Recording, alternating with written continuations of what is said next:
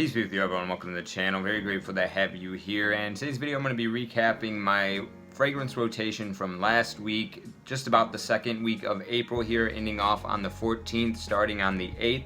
So without further ado, I'm going to get right into the list here. Starting off with Monday, had a new fragrance come in, and boy was I impressed. Definitely think this one lives up to the hype that it's been getting. This is Bois Imperial from Essential Parfums, translates to Imperial Woods. This is a clone of Ganymede, perfumed by the same perfumer, Quentin Bish, and this has a very bright, sparkly, slightly synthetic, woody feel to it. So when I first put this on, I checked the notes on Fragrantica. It didn't have any citruses, but I rechecked on Parfumo because I swore that I could pick up on some citrus in here, and there was a grapefruit note listed, as well as a handful of other aroma chemicals such as ambroxan and some other woody synthetics. And this just comes off in such a very pleasant, manly scent profile, as well as incredibly potent. I just took the cap off here and it's already permeating throughout the air, and if I happen to accidentally stick my nose to the atomizer, it gets stuck. The scent profile following me around throughout the remainder of the day. Really awesome stuff. It definitely has this slight, almost aquatic feel, not necessarily a oceanic, salty type aquatic, I would say, but something a little bit dewy, maybe coming off of the woods or like a bark of a tree, something of that nature. And again, sparkly, so it's very bright, easy to wear, effervescent, amazing stuff. Amazing woody fragrance, which woods are one of my main accords that I love to wear in the month of April. So this was an awesome wearing for Monday. Maybe went a little bit overboard on the trigger because I wasn't sure how potent this was, but really looking forward to wearing it again throughout the remainder of this spring season. So that was Bois Imperial for Monday.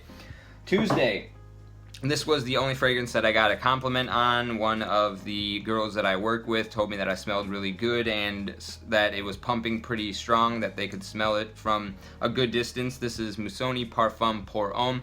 One of my favorite cheapies for the spring season. I really get a mixture of Bleu de Chanel and Platinum Egoiste with this one. It does have a nice soapy texture and scent profile underneath of that sort of woody, citrus, gingery, grapefruit. Really nice, refreshing. I like to describe this as shower gel aged in oak barrels, because there is a unique oak wood note in here that does a really good job of giving it a little bit of character beyond just a Bleu de Chanel clone. And again, that soapiness, I think, really differentiates it from just being a Bleu de Chanel style fragrance. And then the ginger in here, I think, is also one of the main players. Gives it a really nice, fizzy, textural feel. Again, only one I got a compliment on, and really love that this one is easy to spray liberally because you can find it right around the $40 price point. So that was Missoni Parfum pour Homme for Tuesday.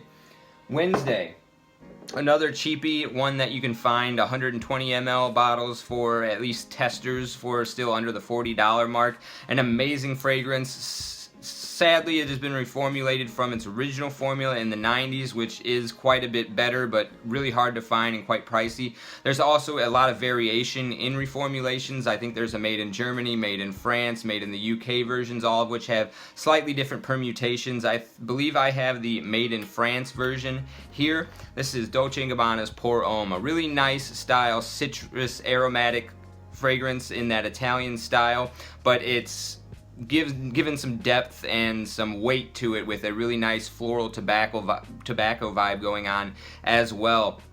Really distinguishes it from some of the others in the citric Italian genre, but otherwise really nice, easy to wear, signature scent, inoffensive, one of my favorites for the office, and a gift from my wife actually. So I really have a little bit of a sentimental attachment to this one, and as you can see, have really gotten a lot of enjoyable wears out of it. So much so that I did go out of my way to buy the vintage version with the sticker label on it, which I feel is unique in the sense that it has a little bit more of a honeyed-like sweet textural feel to it. This one has definitely that designer style scent profile, or just the I don't know how I want to describe it. A little bit, it just feels a little bit watered down compared to the vintage, but still an amazing fragrance and something that I think would be a perfect signature scent for anybody trying to just get into the fragrance hobby. So that is Dolce & Gabbana's Pour Homme for Wednesday.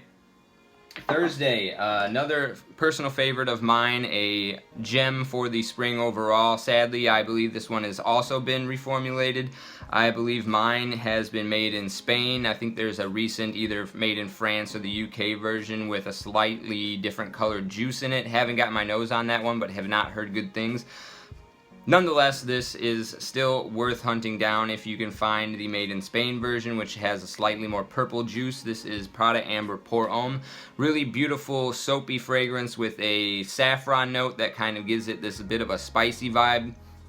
But otherwise, really linear spicy soap is what I get out of this one. A little bit of a powdery textural feel, almost reminds me, it is powdery and creamy, I would say. Kind of reminds me of a really nice hand cream, a moisturizer almost.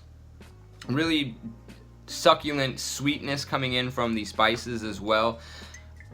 Perfect signature scent also for the springtime, I would say. Prada does soap better than any other brand, and this one I find more to my taste and speed even so than the actual Prada L'Homme, which comes off a little bit too powdery and sweet for me at times. So this I think is probably my second favorite Prada, right behind Infusion d'Iris Cedra, but I think this one would be a little bit more masculine than the Infusion d'Iris Cedra, and so would appeal to a lot more men. So try to hunt this one down if you can. Let me know in the comment section if you've tried the newer version and how it holds up to this one, if you've smelled both. So that was my scent of the day for Thursday. Friday is the day where I usually like to go out of my way to wear a niche fragrance. It's my favorite day of the week, and I like to honor it with something special, and I went with Amouage Reflection Man. This is the original one. I have been wearing 45 throughout the colder parts of the spring, but the majority of this week was actually pretty nice. We actually peaked up into the 80-degree Fahrenheit mark towards the end of on the weekend, so I reached for some a little bit more summery fragrances by the next couple days here, but this was a really nice, easy to wear, light floral fragrance. Really enjoyable for me, at least. I do catch quite a good amount of wafts coming off of this one. I have been complimented on this one before, didn't receive any this past Friday, but just was a really nice, easy to wear fragrance for this beautiful spring season with its sweet floral vibe going on. So that was Amouage Reflection for Friday. Last two for the weekend. This was another one that just came in the mail on Saturday, so it was my first full wearing of it. This is Armani Eau Pour Homme. This I picked up off of Mr. Smelly's recommendation, and I find this a very pleasant, soapy, citrus Italian style fragrance. It's not quite as old school or old manish or vintage smelling as some of the others in the same genre, such as maybe Florist 89, Boucheron Pour Homme, EDT. This one I think does a really good job of having a beautiful sharpness that makes it a little bit more modern than some of the more herbal faceted, soapy citrus Italian fragrances in the genre. And surprisingly, I got a decent amount of longevity out of this one, a lot longer than I was expecting based on the scent profile. I think this one came in at around 6 hours for me, and actually I did get a compliment on this one as well, so Missoni Parfum Pour Homme was not the only one that I got complimented on. I met up with a friend and he told me I smelled really good when me and him went out on a walk at the park. So that was my fragrance today for Saturday. Really looking forward to wearing this one throughout the warmer parts of the springtime. And then finally on Saturday, a fragrance, or for Sunday, ending off the week, a fragrance that I really enjoy the scent profile of. There is a few other ones in the same wheelhouse, I want to say, on the market, but they all come off a little bit more feminine for me. I don't necessarily recommend picking this one up, though. I'm waiting for a good clone to come out from the Middle Eastern market just because I'm a little bit, how do I want to say, disheartened by the brand, and that is Parfums de Marly Greenley. So the reason I'm a little bit sour with the brand of Parfum de Marly is just because they have gone out of their way to interact with the discounters firsthand, so that way they're kind of selling these almost full retail at places like Joma Shop and even some of the other discounters that I've frequented before, where these 120 ml bottles of PDM were previously available for right around the $150 mark, which I think is a fair price for these, but it's hard to come by, especially Greenley for whatever reason seems to be really hard to come by for anything less than around $250, which I think is really price gouged, I want to say. Aura Fragrance is the last bastion of discounters that I think come in at reasonably priced PDM fragrances, but again, really upset with the brand that they've kind of cut the middleman of the retailers and went straight to our discounters and kind of soured the price points there.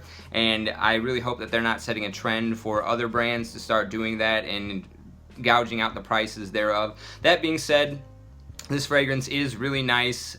Kind of goes into the same ballpark as Dolce & Gabbana's Light Blue Intense for Woman. That one has a little bit more of a feminine touch to it. I don't know if it's maybe some floral vibe going on, but overall what you get here is a really nice soapy green apple with some sharp musks, and really sparkly, pleasant wear on Sunday, which was the hottest day of the week last week. And as Ramadan has finally ended, I was able to go out and have some lunch, met up with my wife, brought the kids into the restaurant we work at, and had a nice afternoon dinner there. Mowed the lawn earlier that day before going out to the restaurant, was rocking this one. Really pleasant to catch the wafts of that going around as the grass cut shavings were flowing up into the air. This was just accenting that beautiful blue sunshiny, cloudless, sunny day so well. Again, I think it's overpriced. If you do want to check this one out, sample it first, see if it's worth shelling out $250 for, which is about what they're coming in at the discounters right now. And let me know if you found any reputable, high-quality clones of this DNA, which is something that I am eagerly waiting on right now. So that was Parfum de Marly Greenley for Sunday. And that was my weekly rotation. Let me know what yours was in the comment section down below. Let me know what your experience was with any of these 7 fragrances, if you've tried them, in the comment section as well. And as always, I really appreciate you sticking with me to the end of the video. I'll see you in the next one. Take care.